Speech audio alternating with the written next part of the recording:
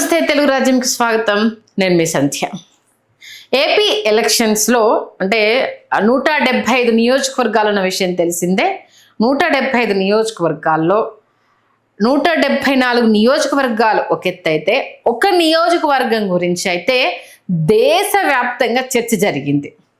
అది ఏ నియోజకవర్గం అనేది ఆబ్వియస్గా మీకు ఇప్పుడే ఊహకు వచ్చేసి ఉంటుంది. మన కొణిదెల పవన్ కళ్యాణ్ గారు ఎంచుకున్న పిఠాపురం నియోజకవర్గం.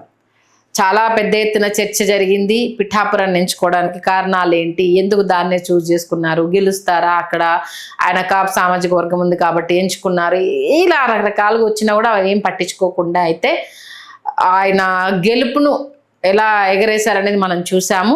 అంటే పిఠాపురం వాసులు అయితే ఈసారి చాలా క్లియర్ కట్గా అయితే పవన్ కళ్యాణ్ వచ్చాక మా పిఠాపురం దశ దిశ మారుతుంది, ఖచ్చితంగా ఆయన ఇచ్చిన మాట నిలబెట్టుకుంటాడు, మాకు ఏంటంటే మేము అనుకున్న ఆశలను నెరవేరుస్తారు, ఏళ్ల తరబడిగా ఉన్న సమస్యల్ని క్లియర్ చేస్తారు, అటు వాటరు, రోడ్లు, డ్రైనేజీ, స్కూల్స్, ఇలా చాలా రకాల ప్రాబ్లమ్స్ని అయితే ఆయన పిఠాపురంలో పర్యటన చేస్తున్నప్పుడైతే చాలా రకాల వినతుల్ని తీసుకోవడం జరిగింది.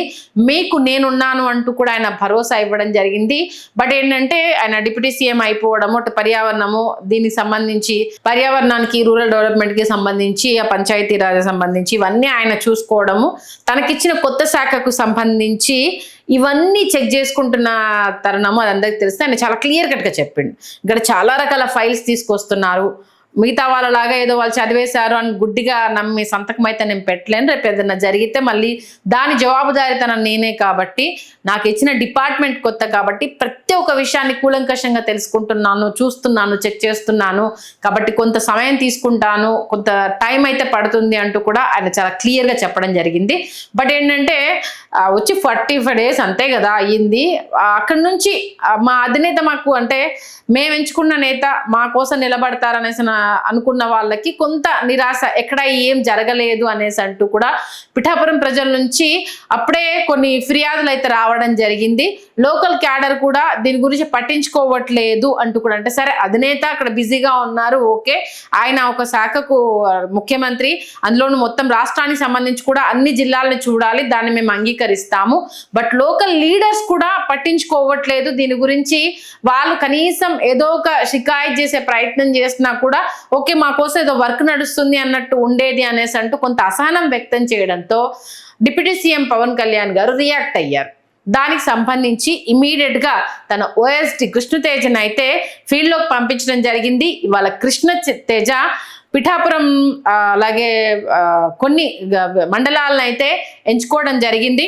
పిఠాపురం, గొల్లప్రోలు, కొత్తపల్లి మండలాల్లో ఇవాళ ఆయన పర్యటించేందుకు సిద్ధమయ్యారు. ముందు చెందూరు గ్రామానికి అయితే వెళ్ళడం జరిగింది. ఆయన వస్తున్నాడని తెలియడంతోనే చాలా మంది ప్రజలు ఆయన చుట్టూ మూగడం జరిగింది. ఏకరువు పెట్టారు, ఇంకా మాకు డ్రైనేజీ బాగాలేదు, రోడ్లు బాగాలేవు, మమ్మల్ని పట్టించుకోవట్లేదు, మేము ఫిర్యాదులు ఇచ్చినా ఎవరు తీసుకోవట్లేదు, అసలు ఇట్లయితే ఎట్లా అనుకుంటూ ఓఎస్డి రాగానే ఒక్కటేసారి అందరూ గుమిగూడేశారు.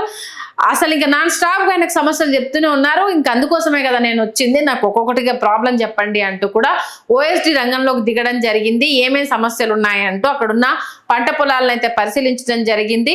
వర్షాల కారణంగా దెబ్బతిన్న అంశాలకు సంబంధించి, అలాగే అక్కడికి వస్తున్న సాగునీరుకు సంబంధించి, దీంతో పాటు ప్రజల దగ్గర నుంచి విజ్ఞప్తులు తీసుకున్నారు, వాళ్ళతో కాసేపు ముచ్చటించారు. ఆ తర్వాత అటు గొల్లప్రోలుకు అలాగే కొత్త మండలానికి వెళ్ళబోతున్నారు.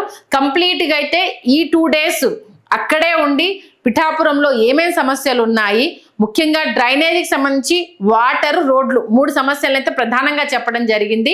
ఇమీడియట్గా వాటికి సంబంధించి ఏమేమి ఉన్నాయి కంప్లైంట్లు, అధికారులతో మాట్లాడండి, అక్కడ ఎందుకు ఈ అంశాలు మీరు అధికారులు పరిగణలోకి తీసుకోవట్లేదు, వాళ్ళు ఎందుకు ప్రజల వద్దకు వెళ్ళట్లేదు అన్న విషయాన్ని కూడా అడిగి తెలుసుకోండి అంటూ ఓఎస్డి కృష్ణతేజ చెప్పడంతో ప్రస్తుతం అయితే పిఠాపురంలో హడావుడైతే కొనసాగుతుంది.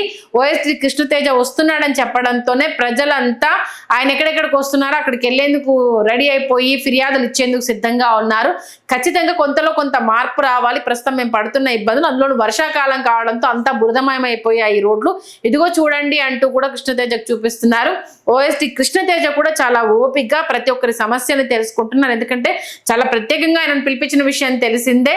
ఈ నేపథ్యంలో అన్ని విషయాలు తెలుసుకొని సమగ్ర నివేదిక నాకు ఇవ్వాలి అంటూ కూడా పవన్ కళ్యాణ్ గారు చెప్పడం జరిగింది. పిఠాపురం ప్రజల సమస్యలు ఏవి చెప్తున్నారో వాటన్నింటి నోట్ డౌన్ చేసుకోండి. దానికి సంబంధించి మూలం ఏంటి, కంప్లైంట్ ఇస్తే అధికారులు పట్టించుకోవట్లేదా, వీళ్ళు ఎవరెవరి దగ్గరికి వెళ్ళారు, ఆ అధికారులు వీళ్ళని ఎందుకు పట్టించుకోలేదు అన్న విషయాన్ని కూలంకషంగా తెలుసుకోండి. అధికారులకు కంప్లీట్ వర్క్ ప్రోగ్రెస్ అప్పచెప్పేసి సమస్యలకు సంబంధించి వాళ్ళ అంటే ఏమేమి ఉన్నాయి, దానికి ఎలా ప్లానింగ్ చేయాలన్న విషయానికి సంబంధించి అయితే మీరు రూట్ మ్యాప్ వేయండి అంటూ కూడా ఓఎస్టీ కృష్ణతేజకి అయితే క్లియర్ కట్ ఇన్స్ట్రక్షన్స్ ఇవ్వడం జరిగింది. ఉదయం అయితే చంద్రూరు గ్రామానికి వెళ్ళారు. అక్కడ నుంచి వెళ్ళి ఆ ఊళ్ళో ఉన్న వాటర్ ట్యాంక్ పరిశీలన, అక్కడ వాటర్ సంబంధించిన ఎన్ఆర్జీఎస్ ప్రాజెక్ట్ కూడా ఉండడం జరిగింది. దాని పని కంప్లీట్ అయిందా ఏంటి అన్న అంశాన్ని కూడా తెలుసుకునే ప్రయత్నం చేస్తున్నారు. ఇంకేమేం కంప్లైంట్లు ఉన్నాయి, అప్పటికప్పుడు కంప్లీట్ అంటే సాల్వ్ అయ్యే అంశాలకు సంబంధించి కూడా ఖచ్చితంగా యాక్షన్ తీసుకోండి అంటూ కూడా కృష్ణతేజకి చెప్పడం జరిగింది.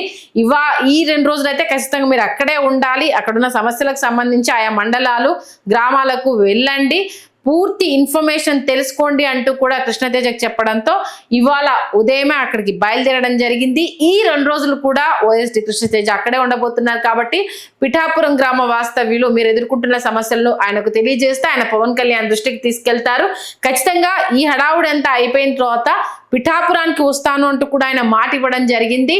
మీకు ఇచ్చిన మాటను నెరవేరుస్తాను అంటూ కూడా ఆయన క్లియర్ కట్ గా చెప్పడం జరిగింది. ఏ మాటను తప్పను, కొంత ఆలస్యమైన ఖచ్చితంగా చేసి చూపెడతాను అంటూ కూడా చెప్పారు. ఈ నేపథ్యంలో వాళ్ళ ఓఎస్టీ వెళ్ళడంతో అయితే పిఠాపురం వాసులు అయితే కొంత ఏంటంటే చల్లారినట్టయితే మనకు అర్థమవుతోంది. Please do subscribe to Telugu Rajyam channel. Please do subscribe to Telugu Rajyam channel.